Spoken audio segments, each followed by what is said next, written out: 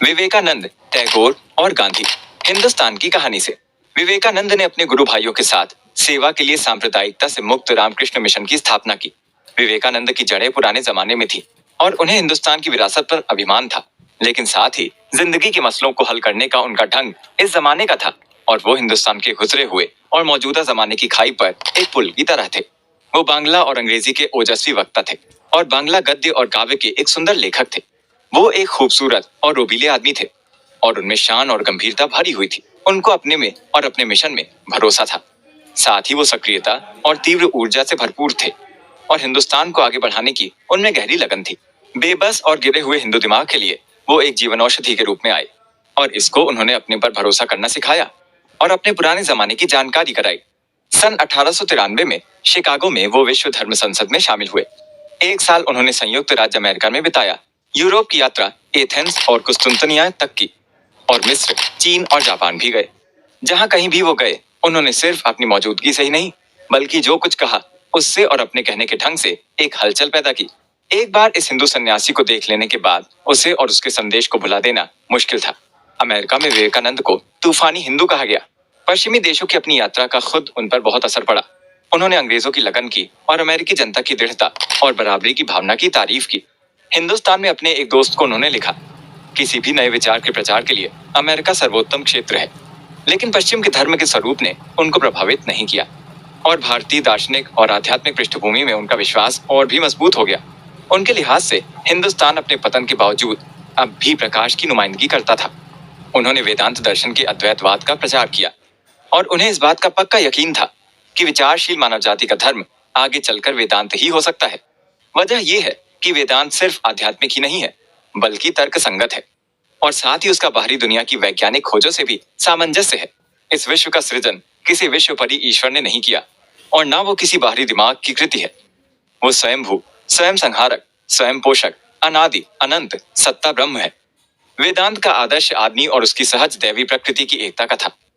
मानव में ईश्वर दर्शन ही सच्चा ईश्वर दर्शन है।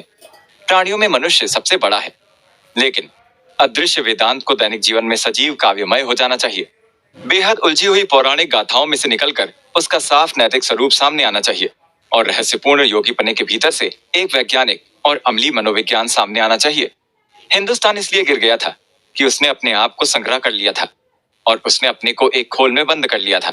इस तरह दूसरे राष्ट्रों से उसका संपर्क छूट गया और उसकी हालत एक जड़ सभ्यता की सी हो गई। वर्ण व्यवस्था, जो अपनी शुरू की शक्ल में जरूरी और वांछनीय थी और जिसका उद्देश्य शख्सियत और आजादी को बढ़ाना था, बेहद गिर गई और अपने मकसद के ठीक उल्टी चलने लगी और उसने आम जनता को कुचला। वर्ण व्यवस्था एक ढंग का सामाजिक संगठन है जिसको धर्म से अलग रखना चाहिए था। सामाजिक संगठन में तो समय के साथ परिवर्तन होना चाहिए। विवेकानंद ने कर्म कांड के पक्ष में दिए जाने वाले लंबे चौड़े तर्कों की और खासतौर से ऊंचे वर्ग के लोगों द्वारा बरती जाने वाली छुआछूत की कठोर निंदा की। हमारा धर्म रसोई घर में है, हमारा ईश्वर खाना बनाने का बर्तन है और हमारा धर्म है मुझे ना छुओ, मैं पवित्र हूँ। वो राजनीति से अलग रहे और उन्हें अपने वक्त के राजनीतिज्ञ नापसंद थे, लेकिन उन्होंने आजादी, बराबरी और जनता को उठाने की जरूरत पर बार बार जोर दिया। सिर्फ सोच विचार और कामकाज की आजादी ही जिंदगी, तरक्की और खुशहाली की शर्त है। जहां ये आजादी नहीं है, वहां उस आदमी को, उस जाति को, उस राष्ट्र को जिंदा नहीं रखा जा सकता। हिंदुस्तान के लिए अगर कोई आशा है तो वो यहाँ की आम जनता में है। ऊपरी वर्ग के लोग भौतिक और नैतिक दृष्टि से मुर्दा हैं। वो पश्चिमी प्रगति और हिंदुस्तान की आध्यात्मिक पृष्ठभूमि को मिला देना चाहते थे। यूरोपीय समाज हो और हिंदुस्तान का धर्म हो, बराबरी, आजादी, काम और शक्ति में तुम्हारी भावनाएं ज्यादा से ज्यादा पश्चिमी हो और साथ ही धर्म, संस्कृति और संस्कारों में तुम्हारी नस नस हिंदुत्व से भरी हो। दिन ब दिन विवेकानंद का दृष्टिकोण अंतर्राष्ट्रीय होता गया। खुद राजनीति और समाज विज्ञान में जो समस्याएं 20 बरस पहले सिर्फ राष्ट्रीय थीं, अब सिर्फ राष्ट्रीय आधार पर हल नहीं की जा सकती। उनका आकार और परिमाण बेहद बढ़ रहा है। उनका हल सिर्फ उसी वक्त हो सकता है जब उनको अंतर्राष्ट्रीय दृष्टिकोण से सुलझाया जाए। आज की आवाज है अंतर्राष्ट्रीय संस्थाएं, अंतर्राष्ट्रीय सहयोग, अंतर्राष्ट्रीय कानून। इससे एकता जाहिर होती है। उसी तरह पदार्थ के बारे में विज्ञान का नजरिया दिन ब दिन ज्यादा विस्तृत हो रहा है। और फिर अगर सारी दुनिया साथ ना दे तो तरक्की हो भी नहीं सकती। ये चीज दिन ब दिन ज्यादा साफ होती जा रही है कि कोई भी समस्या जातीय, राष्ट्रीय या ऐसी और किसी संकीर्ण बुनियाद पर हल नहीं हो सकती। हर विचार को इतना बढ़ना होता है कि वो सारी दुनिया में छा जाए, और हर मकसद को इतना ज्यादा फैलना होता है कि उसके घेरे में सारा मानव जगत, यहाँ तक कि सारी जिंदगी ही समा जाए। ये सब बातें विवेकानंद के वेदांत दर्शन के दृष्टिकोण के अनुरूप थीं, और हिंदुस्तान में एक सिरे से लेकर दूसरे सिरे तक उन्होंने इनका प्रचार किया। मुझे इस बात का पक्का यकीन है कि कोई भी व्यक्ति या राष्ट्र अपने को दूसरों से अलहदा करके नहीं रह सकता, और जहां कहीं भी समानता, नीति या पवित्रता के झूठे ख्यालों की वजह से ऐसी कोशिश की गई है, वहां अलहदा होने वाले के लिए नतीजे हमेशा ही विनाशकारी रहे हैं। दुनिया के दूसरे राष्ट्रों से हमारी अलहदगी हमारी गिरावट का कारण है, और उसका इलाज सिर्फ यही है कि हम फिर से बाकी दुनिया की धारा में शामिल हो जाएं। गतिशीलता जीवन का चिन्ह है। उन्होंने एक जगह लिखा है, मैं समाजवादी हूं, लेकिन इसलिए नहीं कि मैं उसे एक पूर्ण दोषहीन व्यवस्था समझता हूं, बल्कि इसलिए कि पूरी रोटी ना मिलने से आधी रोटी मिलना ही बेहतर है। दूसरी व्यवस्थाएं आजमाई जा चुकी हैं और उनमें कमी पाई गई है, इसको भी आजमाने दो, और कुछ नहीं तो सिर्फ इसके नएपन के लिए ही। विवेकानंद ने बहुत सी बातें कही, लेकिन एक चीज जिसको उन्होंने अपने व्याख्यानों और लेखों में बराबर उठाया है, अभय होना है, निडर होना, मजबूत होना। उनकी निगाह में इंसान मूलतः दयनीय पापी नहीं, बल्कि ईश्वर का अंश है। उसे किसी चीज का डर काहे को है? अगर दुनिया में कोई पाप है तो वो है दुर्बलता। दुर्बलता को दूर करो। दुर्बलता पाप है, दुर्बलता मृत्यु है। ये उपनिषदों का महान उपदेश था। भय से बुराई और दुख और पछतावा होता है। ये सब चीजें बहुत होली, और कोमलता भी बहुत होली। अब हमारे देश को जिन चीजों की जरूरत है वो है लोहे के पुट्ठे, फौलाद की नाड़ियां और ऐसी प्रबल मना शक्ति जिसको रोका ना जा सके। ये सब चीजें हो जो विश्व के रहस्य और भेद के अंतर में भी बैठ जाएं, और जैसे भी हो अपना काम पूरा करें, चाहे उसके लिए समुद्र के तले जाकर मौत का भी सामना करना पड़े। उन्होंने जादू टोने और रहस्यवाद की निंदा की और कहा कि ये गिलगिली चीजें हैं, उनमें बड़ी सच्चाई हो सकती है, लेकिन उन्होंने हमको बर्बाद कर दिया है। और सत्य की कसौटी ये है, कोई भी चीज जो तुम्हें शारीरिक, बौद्धिक या आध्यात्मिक रूप से कमजोर बनाती है, उसको जहर की तरह छोड़ दो। उसमें कोई जिंदगी नहीं है, वो सत्य नहीं हो सकती। सत्य मजबूती लाता है, सत्य पवित्रता है, ज्ञान है।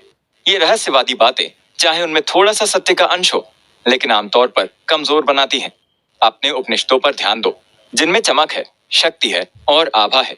इन रहस्यवादी चीजों से, इन कमजोर बनाने वाली चीजों से अलग हो जाओ। इस फलसफे को उठाओ। सबसे बड़ा सत्य दुनिया में सबसे ज्यादा सरल भी है, इतना सरल जितना तुम्हारा निजी अस्तित्व। अंधविश्वास से सावधान रहो। अंधविश्वासी मूर्ख की बजाय अगर तुम कट्टर नास्तिक हो जाओ तो मैं तुम्हें ज्यादा पसंद करूं। नास्तिक जिंदा होता है, उससे कुछ बन पड़ सकता है, लेकिन जब अंधविश्वास हम में समा जाता है तो दिमाग गायब हो जाता है, और तब जिंदगी का खात्मा शुरू हो जाता है। जादू टोना और अंधविश्वास हमेशा ही कमजोरी की निशानियां हैं। इस तरह हिंदुस्तान के दक्षिणी सिरे के कन्याकुमारी अंतरीप से लेकर हिमालय तक विवेकानंद ने गर्जना की, और उन्होंने इस काम में अपने आप को खपा डाला। यहाँ तक कि सन 1902 में, जब वो सिर्फ 39 बरस के थे, उनकी मृत्यु हो गई। विवेकानंद के ही समकालीन थे रविंद्रनाथ ठाकुर।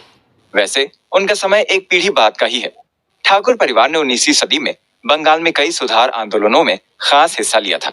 उस घराने में आध्यात्मिक रूप से बहुत उन्नत लोग थे, बढ़िया लेखक और कलाकार थे, लेकिन इनमें रविंद्रनाथ सबसे बढ़कर हुए। और दरअसल वो रफ्ता रफ्ता इस दर्जे पर पहुंच गए कि हिंदुस्तान भर में उनका कोई सानी न रह गया। रचनात्मक काम के उनके लंबे जीवन ने 2 पीढ़ियों को छा लिया, और हमको ऐसा महसूस होता है मानो वो हमारे ही जमाने के हों। वो राजनीतिज्ञ नहीं थे, लेकिन वो हिंदुस्तानी जनता की आजादी के प्रति इतने सचेत और इतने आसक्त थे कि वो हमेशा ही अपने काव्य और संगीत के शीश महल में नहीं रह सकते थे।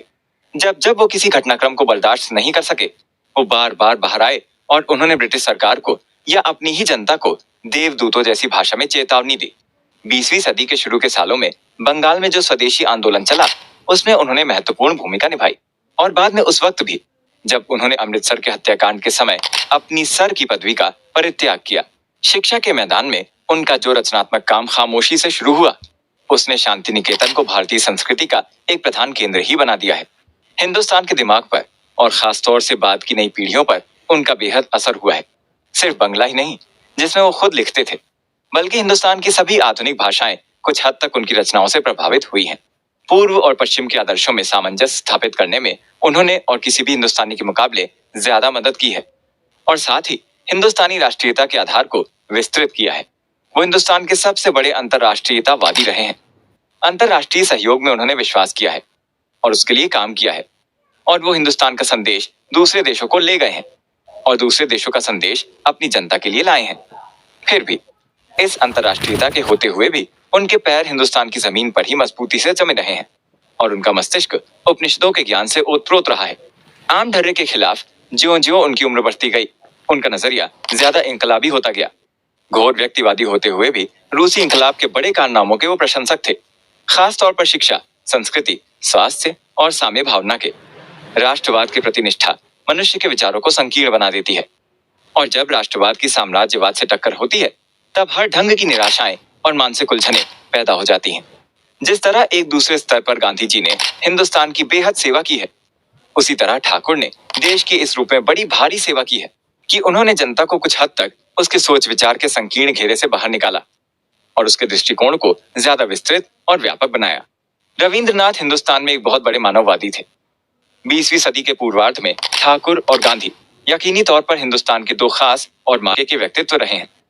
उनकी सम और विषम बातों का मिलान शिक्षाप्रद है। कोई भी दो व्यक्ति अपने स्वभाव या मानसिक गठन में एक दूसरे से इतने ज्यादा जुदा नहीं हो सकते। रविंद्रनाथ एक संभ्रांत कलाकार थे जो आम लोगों से सहानुभूति रखने की वजह से लोकतंत्रवादी हो गए थे। वो खास तौर से हिंदुस्तान की सांस्कृतिक परंपरा के नुमाइंदे थे, उस परंपरा के जो जिंदगी को उसके पूरे रूप में अंगीकार करती है और जिसमें नृत्य संगीत के लिए जगह है। गांधी जी खास तौर से आम जनता के आदमी थे और करीब करीब हिंदुस्तानी किसान का ही स्वरूप थे और वो हिंदुस्तान की दूसरी पुरानी परंपरा के नुमाइंदे थे। ये परंपरा थी सन्यास और त्याग की। फिर रविंद्रनाथ खास तौर से विचार जगत के आदमी थे और गांधी जी अनवरत कर्मण्यता के। दोनों का ही अपने अपने ढंग से विश्वव्यापी दृष्टिकोण था और साथ ही दोनों पूरी तरह हिंदुस्तानी थे। ऐसा प्रतीत होता था कि वो हिंदुस्तान के जुदा जुदा लेकिन आपस में मेल रखने वाले पहलुओं की नुमाइंदगी करते थे और एक दूसरे के पूरक थे। रविंद्रनाथ और गांधी जी पर विचार करते हुए हम अपने मौजूदा जमाने तक आ जाते हैं, लेकिन हम तो एक पहले युग पर विचार कर रहे थे। हम तो ये देख रहे थे कि विवेकानंद ने और दूसरे लोगों ने हिंदुस्तान की विगतकालीन महानता पर जो जोर दिया और उस पर अपना जो अभिमान प्रकट किया, उसका आम जनता पर और खास तौर से हिंदुओं पर क्या असर हुआ। विवेकानंद खुद सावधान थे और उन्होंने जनता को भी इस बात से सचेत कर दिया था कि वो विगत काल में ही न विचरती रहे और उन्होंने उससे भविष्य की तरफ निगाह उठाने को कहा। उन्होंने लिखा, हे ईश्वर, हमारा ये देश भूतकाल में अपने शाश्वत विचरण से कब मुक्त होगा।